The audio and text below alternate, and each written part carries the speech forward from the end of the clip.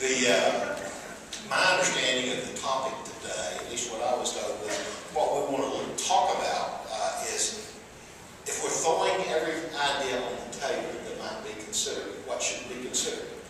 And so with that in mind, that's kind of the direction my thoughts were today that I want to share. First, I always go back to kind of core basic principles as I review issues. And when I look back and studied TxDOT highway transportation type funding, traditionally it is extremely important. What made the program in Texas work so well for so many decades was that we had a dependable, constitutionally protected, predictable revenue stream that had enough money in it to maintain our roads and bridges and add additional capacity.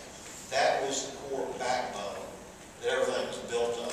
Since then, additional things have been added. But there were three, I call them three legs to the stool on that revenue stream. One was federal highway funding, which was based on fuel tax, somewhat.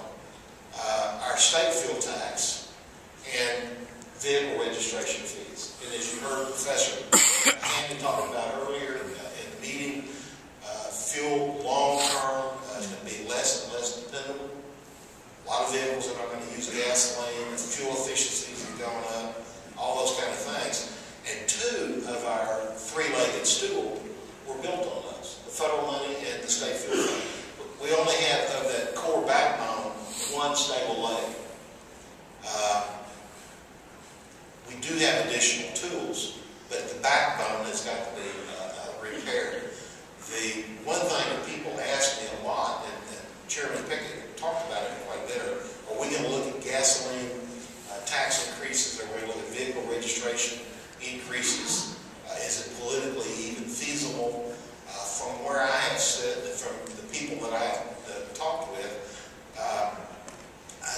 there are so many diversions that have gone on for so long, and it's continued to increase. And now I'm going to have to say they've been doing it and start saying we've been doing it since I've been in the legislature.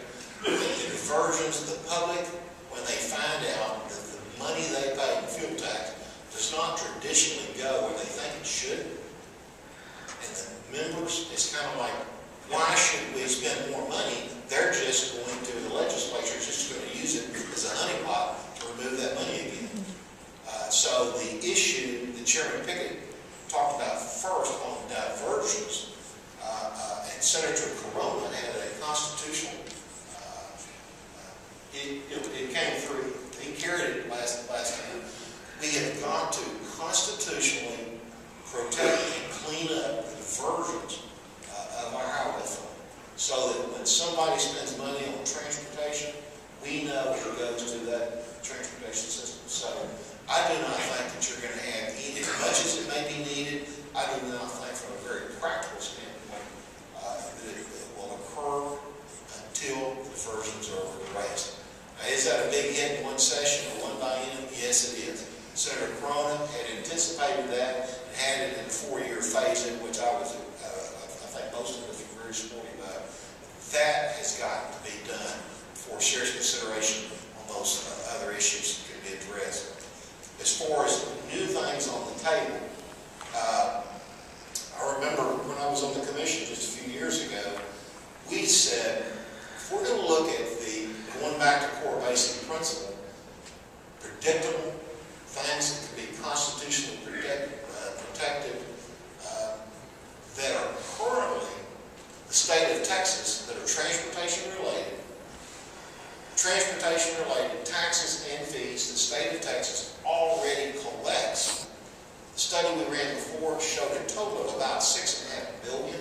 That was 4.5 years ago, maybe 5 years ago. The number's past $7 billion now. So we already collect over $7 billion per year, not by any, per year, on transportation-related taxes and fees. Less than half of that goes to support the infrastructure for which that depends upon. And I'll show you, some of you on this room already know this, but I'm going to mention 4 things. The first has to do with vehicle sales tax. Vehicle sales